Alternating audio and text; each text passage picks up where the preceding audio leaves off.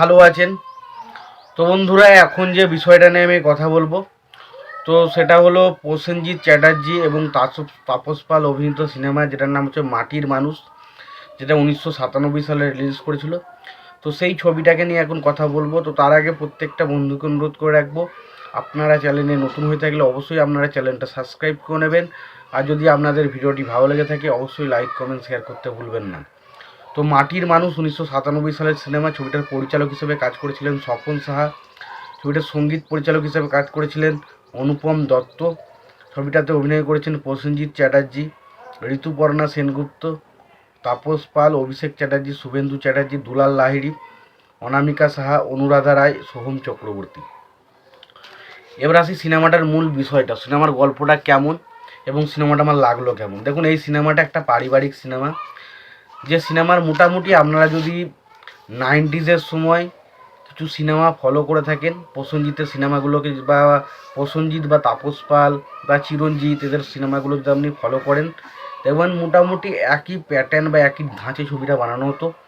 সেখানে আমরা দেখতে পেতাম একটা পরিবার রয়েছে, যেখানে বড় ভাই হিসাবে হয় চিরঞ্জিত চক্রবর্তীর ক্যারেক্টার থাকতো, নয় তাপস পালের ক্যারেক্টার থাকতো, নাহলে আরও অন্য কেউ একজন থাকতো। যে সেখানে তারা 3টে ভাই থাকবে, তার মধ্যে একটা ভাই সে পরিবারের সমস্ত দায়িত্ব সামলাবে, আর একটা ভাই এমন থাকবে যে ভাইটা ভালো, বাট সে কিন্তু কোনো কাজকর্ম করে না, খুব একটা বেশি টাকা পয়সা সে দেয় না। আর একটা ভাই এমন কিছু থাকবে যে খুব ব্রিলিয়েন্ট হবে, পড়াশোনায় সে খুব ভালো হবে, বাট সে বাইরে যখনই পড়াশোনা শিখতে হবে, বাইরে তার কোনো একটা মেয়ের সাথে, কোনো একটা বড়লোক বাবার সাথে বাবার মেয়ের প্রেমে পড়বে, এবং তারপরে কিন্তু তাদের সংসারের মধ্যে একটা সমস্যার সৃষ্টি হবে, যেটা কিন্তু এই ছবিরও মূল বিষয়বস্তু আমি দেখতে পাই। যেখানে আমরা দেখতে পাই তাপস পাল, প্রসেনজিৎ এবং অভিষেক চ্যাটার্জি, তারা 3 ভাই, এবং তার মধ্যে তাপস পাল ছবির মধ্যে মেন বর্দার ক্যারেক্টারটা প্লে করেছে, এবং সে একজন খুব মাটির মানুষ। সে তার ভাইদেরকে প্রচুর ভালোবাসে এবং তাদেরকে জিজ্ঞাসা না করে পরিবারের বিভিন্ন রকমের, যে ধরুন দলিলপত্র যা আছে তার, মানে ভাইদের সুখের জন্য সে সব কিছু করে দেয়। কিন্তু পরবর্তী সময় আমরা যেটা দেখতে পাই, যে অভিষেক চ্যাটার্জির ক্যারেক্টারটা, সে পড়াশোনায় খুবই ভালো, এবং সে বাইরে যখনই পড়তে যায় তখন সে একটা বড়লোক বাপের মেয়ের প্রেমে পড়ে, এবং সেখানে গিয়ে প্রেমে পড়ার পর তাদের যে পরিবারের মধ্যে একটা যে বিভিন্ন রকম সমস্যার সৃষ্টি হয়, সেটা নিয়েই সিনেমা, যেটার নাম হচ্ছে মাটির মানুষ।